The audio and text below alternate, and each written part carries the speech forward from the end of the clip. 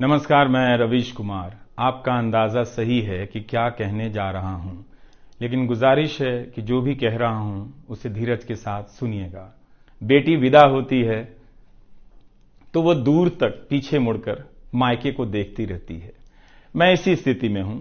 अभी मुड़कर देख लेने दीजिए, फिर कभी विस्तार से एनडीटीवी की बात करूंगा। आज की शाम एक ऐसी शाम है जहां चिड़िया को उसका घोंसला नजर नहीं आ रहा, क्योंकि कोई और उसका घोंसला ले गया है। मगर उसके सामने थक जाने तक एक खुला आसमान जरूर नजर आ रहा है। इस बात की सहानुभूति मुझसे ना रखें कि मैं चिट्ठी छांटता था। मैं उनकी तरह नहीं हूं कि अचानक चाय बेचने की बात करने लग गया। उतर रहा हूं जहाज से, बात कर रहा हूं चाय बेचने की।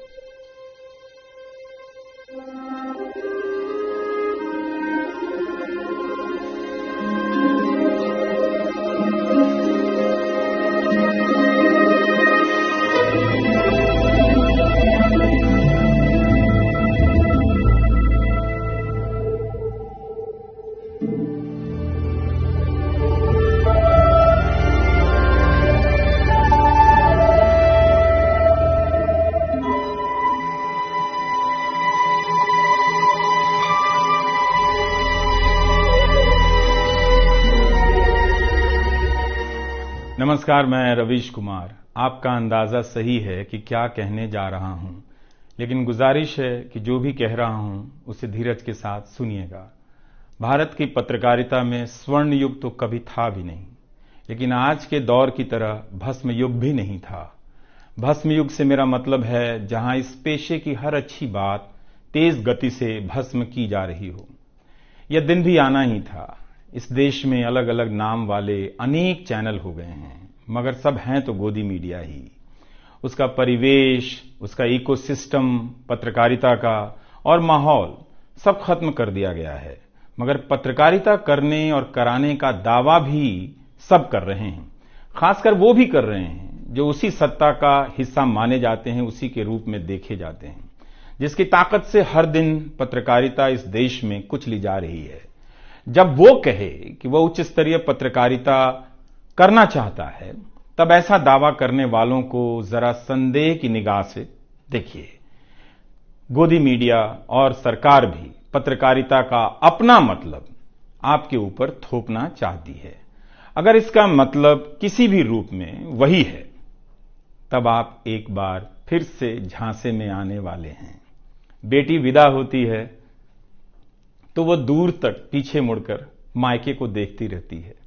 मैं इसी स्थिति में हूं। अभी मुड़कर देख लेने दीजिए, फिर कभी विस्तार से एनडीटीवी की बात करूंगा। लोगों के बारे में और एनडीटीवी के बारे में, डॉक्टर रॉय, राधिका रॉय के बारे में भी।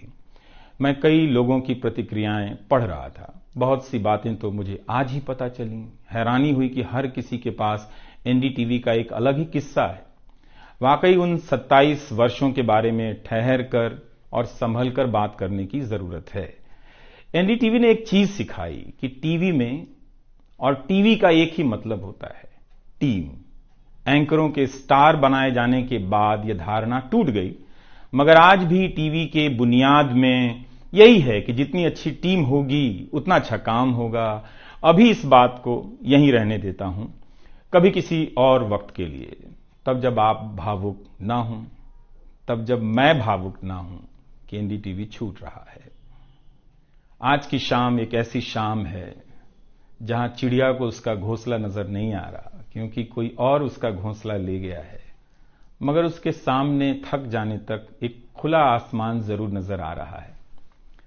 तो खैर, उसके बाद अनुवादक बना और कई पत्रकारों की रिपोर्ट का अंग्रेजी से हिंदी में अनुवाद करता रहा। इसके बाद मैं रिपोर्टर बन गया और फिर मेरी दैनिक रिपोर्ट की अलग यात्रा शुरू होती है। रवीश की रिपोर्ट से काफी कुछ सीखने को मिला। तो इस तरह से यह एनडीटीवी में ही संभव हुआ कि एक चिट्ठी छांटने वाला इसके एक चैनल का ग्रुप एडिटर समूह संपादक बनता है और आज उसे छोड़ रहा है, इस्तीफा दे रहा है। बहुत बड़ी बड़ी शक्तियां पीछे खड़ी हैं इस एक पत्रकार के पीछे। तो स्वाभाविक है कि ये नौबत आनी थी। इसका अंदाजा मुझे पहले भी था, लेकिन जिस दिन आता है उस दिन अच्छा तो नहीं लगता है। लेकिन मैं आपसे यह भी कहना चाहता हूं कि जब भी मेरे बारे में मूल्यांकन करें, इस बात की सहानुभूति मुझसे ना रखें कि मैं चिट्ठी छांटता था। मैं उनकी तरह नहीं हूं कि अचानक चाय बेचने की बात करने लग गया। उतर रहा हूं जहाज से, बात कर रहा हूं चाय बेचने की। सहानुभूति के लिए या फिर अपने संघर्ष को महान बताने के लिए मैं ऐसा नहीं करना चाहता। इस देश में हर किसी का संघर्ष ही पहाड़ चढ़ने के जैसा है। आप एम्स के बाहर मरीज जो खड़े हैं, उनके परिजन जो खड़े हैं, उनसे मिल लीजिए। आपको पता चल जाएगा कि उनकी चुनौतियां कितनी बड़ी हैं और आपका दुख कितना कम है, छोटा है।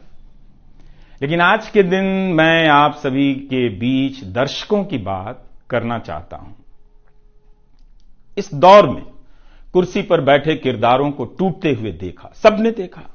संस्थाओं को भस्म होते देखा, आपने देखा। नफरती तूफान में लोगों को भटकते देखा, मगर मैंने इसी दौर में एक नई संस्था भी बनते देखी है। वह संस्था है जनता की संस्था, दर्शकों की संस्था। दर्शक ही अपने आप में इंस्टीट्यूशन बन जाते हैं। आप दर्शकों की संख्या भले कम है, मगर आप दर्शकों ने मिलकर जर्जर किए जा रहे इस लोकतंत्र में जनता नाम की संस्था का पौधा सूखने से बचा लिया। एनडीटीवी में मुझे जब भी अवसर मिला, मैंने जान लगा दी। मैंने कभी उन अवसरों को अपने लिए नहीं देखा, बल्कि यही सोचा कि यह अवसर मुझे आप दर्शकों के लिए मिला है, इसलिए उन सभी अवसरों को आप दर्शकों की कहानियों से भरता चला गया और मैं आप दर्शकों का होता चला गया। आपका दावा मुझ पर बहुत बड़ा है, मैं जानता हूं। मेरे आगे दुनिया बदलती रही, मगर टेस्ट मैच के खिलाड़ी की तरह पिच पर टिका रहा। पर अब किसी ने मैच ही खत्म कर दिया है, उसे T20 में बदल दिया है। जनता को चवन्नी समझने वाले जगत सेठ हर देश में हैं, इस देश में भी हैं। अगर वो दावा करें कि आप तक सही सूचनाएं पहुंचाना चाहते हैं, तो इसका मतलब है कि डॉलर अपनी जेब में रखकर आपकी जेब में चवन्नी डालना चाहते हैं। पत्रकार एक खबर लिख दे तो जगत सेठ मुकदमा कर देते हैं और फिर सत्संग में आकर प्रवचन भी देते हैं कि वे पत्रकारिता का भला चाहते हैं। कानून की आड़ में अब अधिकार कुचले जा रहे हैं, अभिव्यक्तियों को रौंदा जा रहा है ताकि सारे अवैध काम वैध नजर आए। इस समय मेरे रास्ते निश्चित नहीं हैं, निश्चित हैं तो सिर्फ हौसला है। उसका भी क्या भरोसा, कभी आसमान में होता है, कभी पाताल में।